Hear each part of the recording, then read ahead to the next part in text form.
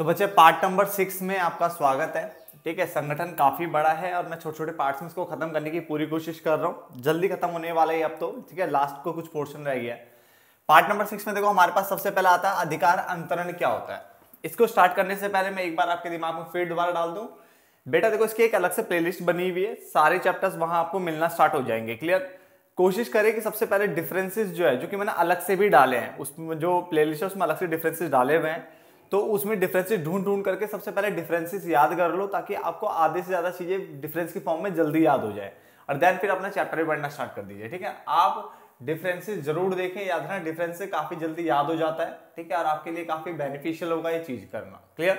तो अधिकार अंतरण में आ जाते हैं। इसने बोला अधिकार अंतरण से अभिप्राय, अधिकार अंतरण से अभिप्राय उत्तरदायित्व एवं अधिकार सौंपने तथा जिस व्यक्ति को उत्तरदायित्व सौंपा गया है उसकी उत्तरदेयता यानी जवाबदेही उत्पन्न करने की प्रक्रिया से है। तो उसने बोला अधिकार अंतरण से अभिप्राय अधिकार सौंपना, उत्तरदायित्व सौंपना तथा जिस व्यक्ति को आपने उत्तरदायित्व सौंपा है उसकी जवाबदेही यानी उत्तरदेयता उत्पन्न करने की प्रक्रिया से है। जैसे अगर मैं आपको कोई काम देता हूं तो इसका मतलब मैं किसी चीज के लिए आपको कोई उत्तरदायित्व दे रहा हूं तो मुझे आपको अधिकार भी देना पड़ेगा। बात को समझना। अगर मैं कोई आपको रेस्पॉन्सिबिलिटी दे रहा हूं तो फिर आपको मैं आपको अथॉरिटी भी दूंगा, अधिकार भी दूंगा, और फिर जो मैंने आपको काम दिया है, आपको पावर्स भी दी थी, तो उसके लिए फिर आप जवाबदेही होंगे, मतलब आंसरेबल होंगे यानी अकाउंटेबल होंगे। तो वही चीज कह रहा है, अधिकार अंतरण से अभिप्राय उत्तरदायित्व एवं अधिकार सौंपने तथा जिस व्यक्ति को उत्तरदायित्व सौंपा गया है उसकी उत्तरदेयता उत्पन्न करने की प्रक्रिया से है। क्लियर हो गया? यानी अधिकार और उत्तरदायित्व सौंपना और फिर जिस व्यक्ति को आपने सौंपा हुआ है उसकी जवाबदेही यानी उसको बोलना बेटा तू इसके लिए जवाबदेह है, तू ही बताएगा इस काम में क्या सही है क्या गलत है। अगर अच्छा होता है तो भी अच्छी बात है, नहीं होता तो तू ही पिटेगा। मतलब अच्छा होगा तो बल्ले बल्ले, नहीं होगा तो तू ही पिटेगा क्योंकि तू ही जवाब दे ना उसके लिए। तो ये वाली बात आ जाती है। अधिकार अंतरण के तत्व, तीन चीजें बेटा आपको पढ़नी है: अधिकार, उत्तरदायित्व और उत्तरदेयता। उत्तरदेयता मतलब जवाबदेही, जवाबदेही। ठीक है ना? और इंपॉर्टेंट अपने आप में से एक क्वेश्चन उठ के आता है अंदर से। ठीक है, तो उसने बोला इसका अभिप्राय निर्णय लेने की शक्ति से है। किससे है? निर्णय लेने की शक्ति से है। इसके अंतर्गत जब तक अधीनस्थों को अधिकार प्रदान ना कर दिया जाए, यानी आप जब तक अपने कर्मचारियों को जो नीचे लेवल के उनको अधिकार प्रदान नहीं कर देते तब तक कार्यभार सौंपना अर्थहीन होता है। क्या बोल रहा है? इसका अभिप्राय निर्णय लेने की शक्ति से है, पहली बात। तो नंबर 2, जब तक, इसके अंतर्गत जब तक अधीनस्थों को यानी जो आपके सबऑर्डिनेट है नीचे वाले उनको आप अधिकार प्रदान नहीं कर देते तब तक कार्यभार सौंपना क्या है? अर्थहीन है। उत्तरदायित्व की अगर हम बात करें तो इसका अभिप्राय एक अधीनस्थ कर्मचारी को यानी जो नीचे वाले कर्मचारी को दिए गए काम का उसके द्वारा भली प्रकार निष्पादन करने से। यानी मैंने आपको जो काम दिया है, ठीक है, आप उसके लिए रेस्पॉन्सिबल हो रहे हो ना, तो उसकी बात कर रहा हूं। तो इसका अभिप्राय एक अधीनस्थ कर्मचारी जो है को दिए गए काम यानी मैंने जो उसको काम दिया वो का उसके द्वारा यानी जो बंदा है वो उसके द्वारा भली प्रकार निष्पादन करने से, मतलब उस काम को भली प्रकार से करने से है, तो उसको उत्तरदायित्व बोला गया है। जबकि जवाबदेही बोलूं या उत्तरदेयता बोलूं तो उसका अभिप्राय सौंपे गए काम के अंतिम परिणाम के लिए जवाबदेही होने से है, यानी आंसरेबल होने से है। तो दोबारा बोल रहा हूं, सबसे पहले देखो, वैसे जो मेन पहला पॉइंट आता है बेटा वो उत्तरदायित्व होता है। पहले उत्तरदायित्व पढ़ा जाता है, फिर अधिकार पढ़ा जाता है और फिर उत्तरदेयता पढ़ा जाता है। मैं दोबारा बोल रहा हूं, पहले उत्तरदायित्व पढ़ा जाता है, फिर अधिकार पढ़ा जाता है और फिर लास्ट में आंसरेबल यानी जवाबदेही पढ़ा जाता है। क्लियर हो गया? तो उसने देखो बोला क्या है, अगर मैं उत्तरदायित्व की बात करूं तो इसका अभिप्राय एक अधीनस्थ कर्मचारी है, जो अधीनस्थ है, सुपीरियर मतलब तो अधिकारी हो गया, अधीनस्थ मतलब नीचे वाला हो गया। तो एक अधीनस्थ कर्मचारी को दिए गए काम यानी मैंने उसको कोई काम दिया, सपोज करो आप मेरे अधीनस्थ हो, मैंने आपको काम दिया तो का उसके द्वारा यानी आपके द्वारा भली प्रकार से निष्पादन मतलब काम को भली प्रकार से करने से है, इसकी बात कर रहा हूं। ठीक है, अच्छे तरीके से निपटाने से है। ठीक है, काम को। फिर दूसरा, उस काम को निपटाने के लिए मैं आपको अधिकार दूंगा, इसका मतलब आपको निर्णय लेने की शक्ति दूंगा, क्योंकि अगर मैंने जब तक अधीनस्थों को अधिकार प्रदान न किया गया, अगर मैं आपको अधिकार नहीं देता हूं तो फिर कार्यभार देने का कोई मतलब नहीं बनता। क्लियर हो गया? और लास्ट में उत्तरदेयता होती है, मतलब अंतिम परिणाम के लिए आप रेस्पॉन्सिबल होंगे, यानी आप जवाबदेही होंगे, अकाउंटेबल होंगे, आंसरेबल होंगे। तो इसका अभिप्राय सौंपे गए काम के अंतिम परिणाम के लिए यानी फाइनल रिजल्ट के लिए जवाबदेही होने से है। अब उत्तरदायित्व में दो तरह के आते हैं, के लिए उत्तरदायित्व और के प्रति उत्तरदायित्व। पेपर में कई बार आता है ध्यान रखना, के लिए उत्तरदायित्व और के प्रति उत्तरदायित्व। के लिए उत्तरदायित्व का अर्थ क्या है, तो इसका अर्थ है अधीनस्थ की, यानी जो नीचे वाला बंदा है उसकी सौंपे गए काम को पूरा करने की जिम्मेदारी होना है, यानी अधीनस्थ की सौंपे गए काम को पूरा करने की जिम्मेदारी होना है, ठीक है। अधीनस्थ की पूरी सौंपे गए काम को पूरा करने की जिम्मेदारी होना, उसको कहते हैं के लिए उत्तरदायित्व। और अधीनस्थ की कार्य निष्पादन से संबंधित अपने अधिकारी के प्रति अगर जवाबदेही की बात कर रहा है तो के प्रति उत्तरदायित्व है, यानी मेरा उसके प्रति उत्तरदायित्व। यानी जब भी के प्रति आएगा तो जवाबदेही की बात करेगा, किसकी बात करेगा, जवाबदेही की बात करेगा। यानी दोनों इसके ये दोनों सेम हो जाएंगे उस केस में। और के लिए उत्तरदायित्व में मतलब होता है कि जो अधीनस्थ को सौंपे गए काम है कि अधीनस्थ की यानी मेरी सौंपे गए काम को पूरा करने की जिम्मेदारी होना है, यानी मेरी मान लो मैं अधीनस्थ हूं तो मेरी सौंपे गए काम को पूरा करने की जिम्मेदारी होना है, तो वो है उत्तरदायित्व। और मेरी कार्य निष्पादन के जो कार्य काम को अच्छे से निपटाने से संबंधित अपने अधिकारी के प्रति, मान लो मेरे ऊपर भी कोई हेड है तो उसके प्रति मेरी अगर कोई जिम्मेदारी बन रही है, मेरी कोई जवाबदेही बन रही है, तो समझ लो के प्रति उत्तरदायित्व है। क्लियर हो गया। अब देखो ध्यान से समझने की कोशिश करना। अधिकार अंतरण में मैंने क्या बताया, अधिकार अंतरण से अभिप्राय उत्तरदायित्व एवं अधिकार सौंपने तथा जिस व्यक्ति को आपने उत्तरदायित्व सौंपा है उसकी उत्तरदेयता उत्पन्न करने की प्रक्रिया से है। समझने की कोशिश करना। अधिकार अंतरण के तत्व, सबसे पहले उत्तरदायित्व आ गया, तो मैंने बोला इसका अभिप्राय एक अधीनस्थ कर्मचारी जो नीचे वाला बंदा है को दिए गए काम का उसके द्वारा भली प्रकार से निष्पादन करने से, यानी पूरा कंप्लीट करने से उस काम को, ठीक है, अच्छे से। फिर दूसरा आया आपका अधिकार, निर्णय लेने की शक्ति की बात कर रहा है। और इसके अंतर्गत जब तक आप अधीनस्थों को अधिकार प्रदान नहीं कर देते तब तक कार्यभार सौंपना अर्थहीन होता है। क्लियर हो गया। उत्तरदायित्व में दो तरह के आते हैं, के लिए और के प्रति उत्तर। के लिए उत्तरदायित्व सिंपल सा है कि अधीनस्थ की, यानी मैं मान लो अधीनस्थ हूं तो मेरी सौंपे गए काम को पूरा करने की जिम्मेदारी से है, अधीनस्थ की सौंपे गए काम को पूरा करने की जिम्मेदारी से है, तो ये है। और के प्रति उत्तरदायित्व यानी मेरी किसके प्रति उत्तरदायित्व, यानी अधिकारी के प्रति। तो उसने बोला अधीनस्थ की कार्य निष्पादन से संबंधित, यानी काम को जो निपटाना है उससे संबंधित अपने अधिकारी के प्रति जवाबदेही से है, यानी वाले ये सेम हो जाएंगे ऐसे केस में, ठीक है। और उत्तरदेयता तो पता है जो काम के अंतिम परिणाम के लिए जवाबदेह होने से है। क्लियर हो गया। नोट डाउन करो बेटा।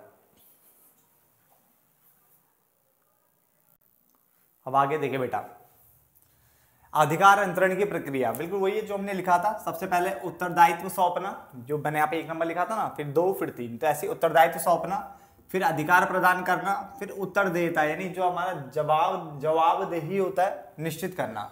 तो उत्तरदायित्व सौंपना, अधिकार प्रदान करना और फिर उत्तरदेयता निश्चित करना, ठीक है। ये 3 जो है लाइन बाय लाइन आपको बताना होता है। प्रक्रिया हमेशा लाइन बाय लाइन होता है। इसके बाद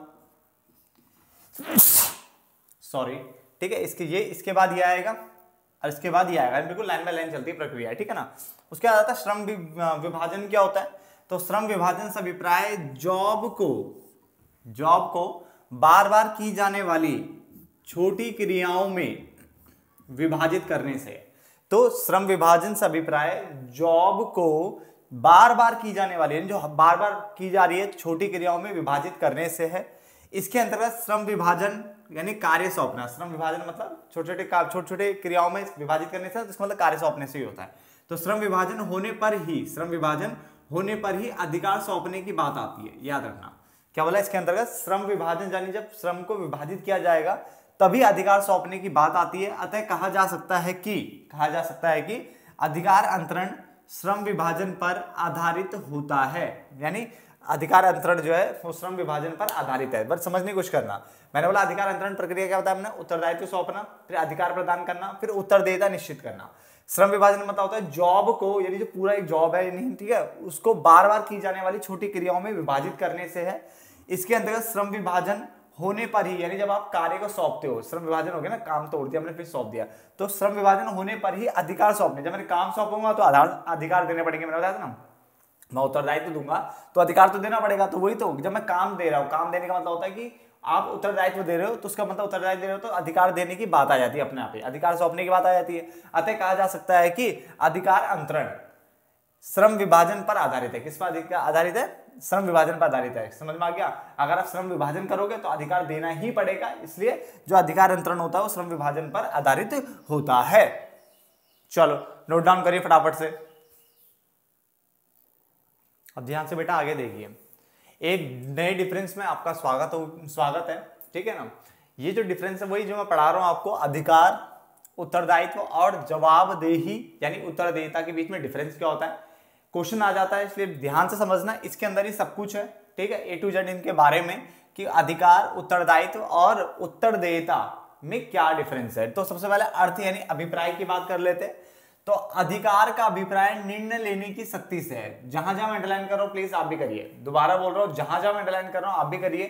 तो मैंने बोला अधिकार क्या है, अधिकार से अभिप्राय यानी अधिकार का अभिप्राय निर्णय लेने की शक्ति से है, अर्थात इसका अभिप्राय एक व्यक्ति की उस शक्ति से है जिसके आधार पर वह अपने अधीनस्थों यानी जो अपने नीचे जो कर्मचारी काम कर रहे हैं उनको नियंत्रित करता है तथा अपने पद के अधिकार क्षेत्र के अंतर्गत कार्यवाही करता है। यानी जो उसका जो पद है उसके अधिकार क्षेत्र के अंतर्गत क्या करता है, कार्यवाही करता है, जो भी काम वाम करना होता है वो करता है। तो उसने बोला यहाँ पे अधिकार का अभिप्राय निर्णय लेने की शक्ति से है, अर्थात इसका अभिप्राय एक व्यक्ति की उस शक्ति से है जिसके आधार पर वह अपने अधीनस्थों को नियंत्रित करता है, अपने जो नीचे वाले लोग हैं उनको नियंत्रित करता है तथा अपने पद के अधिकार क्षेत्र के अंतर्गत कार्यवाही करता है। उत्तरदायित्व मैंने लिखवाया है, इसका अभिप्राय एक अधीनस्थ कर्मचारी को यानी जो भी मैं अपने नीचे वाले बंदे को जो भी मैं काम दे रहा हूं, ठीक है, एक अधीनस्थ कर्मचारी को दिए गए काम का उसके द्वारा भली प्रकार क्या करना, निष्पादन करने से, यानी उसको बहुत अच्छे से परफॉर्म करने से है। तो अगर मान लो मेरे अंडर अगर आप काम कर रहे हो और मैं आपको कोई काम सौंप रहा हूं तो आपको उसको भली प्रकार से क्या करना है, परफॉर्म करना है। तो वही आपका उत्तरदायित्व हो गया, ठीक है, किसको अच्छे ढंग से करना। जबकि उत्तरदेयता में होता है इसका अभिप्राय सौंपे गए काम के लिए यानी जो मैंने आपको काम सौंपा गया था उसके अंतिम परिणाम के लिए जवाबदेह होने से है, यानी आंसरेबल होने से है, अकाउंटेबल होने से है। क्लियर। प्रवाह की अगर बात करें तो अधिकार जो है वो उच्च अधिकारी से अधीनस्थ की ओर होता है, यानी एक तरह से बोलते तो ऊपर से नीचे की ओर हो रहा है, उच्च अधिकारी से नीचे अधीनस्थ की ओर हो रहा है। इसका अभिप्राय ये हो गया कि ये ऊपर से नीचे की ओर हो रहा है, जबकि इसका प्रवाह अधीनस्थ से नीचे से उच्च अधिकारी की ओर होता है, इसका मतलब नीचे से ऊपर की ओर होता है ये वाला। और आंसरेबल यानी जो आप उत्तरदेयता होते हो वो भी आप ऊपर वाले के लिए होते हो, तो इसका मतलब ये भी अधीनस्थ से उच्च अधिकारी की ओर होता है।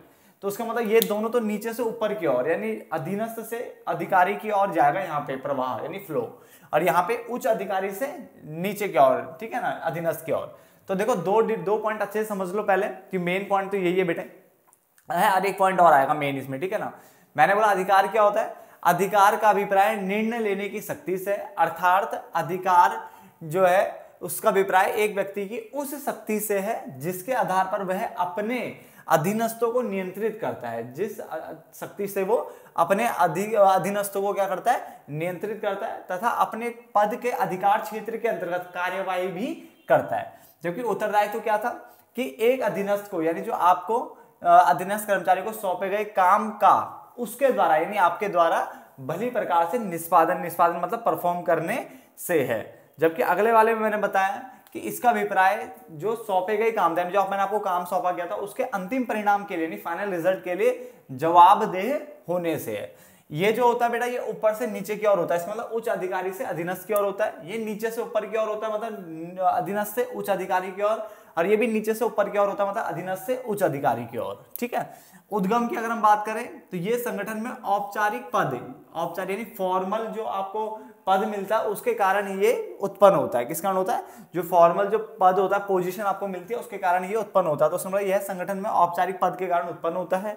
यह अधिकारी अधीनस्थ संबंध के कारण होता है, अधिकारी अधीनस्थ संबंध के कारण उत्पन्न होता है। और यह अधिकार सौंपने के कारण, किसके कारण, अधिकार सौंपने के कारण उत्पन्न होता है। क्लियर हो गया। तो मैंने क्या बोला, यह संगठन में औपचारिक पद के कारण उत्पन्न होता है, यानी जो आपको जो फॉर्मल पोजीशन दी गई है उसके कारण उत्पन्न होता है।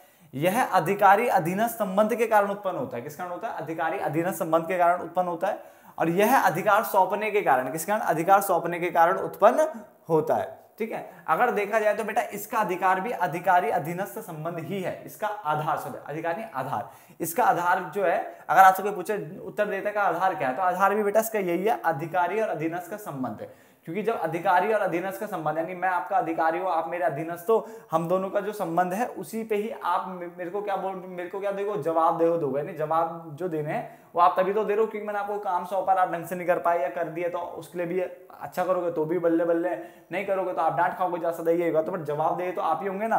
तो इसका जो आधार होता है, आधार वो अधिकारी अधीनस्थ संबंध होता है, इसका आधार बोला मैंने, सिर्फ आधार, ठीक है ना। चलो बाकी उत्पन्न होने का कारण क्या है, यह औपचारिक पद के कारण उत्पन्न होता है, यह अधिकारी अधीनस्थ के संबंध के कारण उत्पन्न होता है, यह अधिकार सौंपने के कारण उत्पन्न होता है। उत्पन्न अधिकार सौंपने के कारण होता है, मतलब आधार इसका क्या होता है, अधिकारी और अधीनस्थ का संबंध इसका आधार होता है, ठीक है। आप चाहे तो वहां पे छोटा सा लिख सकते हो कि जो हमारा ये इसका जो आधार होता है वो अधिकारी अधीनस्थ संबंध है, इसका जो आधार है अधिकारी अधीनस्थ संबंध है। बट उत्पन्न किस कारण होगा, अधिकार सौंपने के कारण, ये किस कारण, अधिकारी अधीनस्थ संबंध के कारण, और ये औपचारिक पद के कारण। आगे लिखते हैं सौंपना, अधिकार को दूसरे व्यक्ति को सौंपा जा सकता है बेटा, ठीक है, अधिकार को दूसरे व्यक्ति को सौंपा जा सकता है, उत्तरदायित्व को भी दूसरे व्यक्ति को सौंपा जा सकता है। ये बहुत इंपॉर्टेंट है, ठीक है, पहला दूसरा और ये वाला चौथा पॉइंट कि अधिकार को क्या सौंपा जा सकता है, हम बोलेंगे बिल्कुल अधिकार को दूसरे व्यक्ति को सौंपा जा सकता है, ठीक है। उत्तरदायित्व को दूसरे व्यक्ति को क्या कर सकते हैं, सौंपा जा सकता है, ठीक है ना, दो जनों को सौंपा जा सकता है, क्लियर हो गया। उसके अलावा जवाबदेही को दूसरे व्यक्ति को सौंपा नहीं जा सकता है, इसका मतलब दूसरे व्यक्ति को नहीं सौंपा जा सकता। तो सिर्फ एक अकाउंटेबिलिटी यानी आंसरेबिलिटी है, उत्तरदेयता जो है, ठीक है, इसको सौंपा नहीं जा सकता। अगर आपको कोई काम दिया है तो आप ही उसके लिए जवाबदेह होंगे, ठीक है। आप ये नहीं कि अब मेरे बदले तू हो जा रेस्पॉन्सिबल, क्यों हो जा भाई, मतलब तू मेरे बदले सॉरी तू हो जा, क्या नाम है उसका, अकाउंटेबल हो जा, आंसरेबल तू हो जा, तू देगा जवाब, ऐसा नहीं होता, ठीक है ना। तो उसने बोला जवाबदेही को दूसरे व्यक्ति को सौंपा नहीं जा सकता, तो इन दोनों को सौंपा जा सकता है, इसको सौंपा नहीं जा सकता। उसके अलावा सार की अगर हम बात करें, एसेंस की बात करें, या एक तरह से बोलूं तो मैं निष्कर्ष की बात करूं तो कंक्लूजन की अगर हम बात करें, तो इसने बोला इसका सार निर्णयों का, जो निर्णय डिसीजंस होते हैं, निर्णयों का पालन करवाना है, इसका सार कर्तव्य को पालन करना है, ठीक है, जिसका करवाना है, किसका, निर्णयों का, निर्णय डिसीजंस का जो पालन है करवाना है, कर्तव्यों का पालन करना है, ठीक है ना। और इसका सार अधीनस्थ द्वारा कार्य निष्पादन यानी जो वर्क परफॉर्मेंस है, कार्य निष्पादन मतलब वर्क परफॉर्मेंस है के लिए अधिकारी को जवाब देने से, यानी अधीनस्थ द्वारा कार्य जैसे कंप्लीट हो जाएगा तो उसके लिए जवाब देने से, यानी कार्य कंप्लीट हुआ नहीं हुआ जो भी है तो उसके लिए जवाब देने से है। तो दोबारा बोल रहा हूं यहाँ पे मैं, सार में इसका सार निर्णयों का पालन करवाना है, इसका सार कर्तव्यों का पालन करना है, और इसका सार अधीनस्थ द्वारा जो कार्य निष्पादन किया गया है, जो वर्क परफॉर्म किया गया है के लिए अधिकारी को यानी अपने ऊपर वाले को जवाब देने से है, जवाब देने से। क्लियर हो गया। तो मेरे को लगता है ये डिफरेंस आपको समझ में आ गया होगा, और ये तीनों चीज अच्छे से खत्म भी हो गई हमारी। क्लियर है, इसको रट्टा मार लो, काफी इंपॉर्टेंट है। क्लियर हो गया, चलो मिलते हैं बेटा नेक्स्ट पार्ट में, तब तक के लिए धन्यवाद।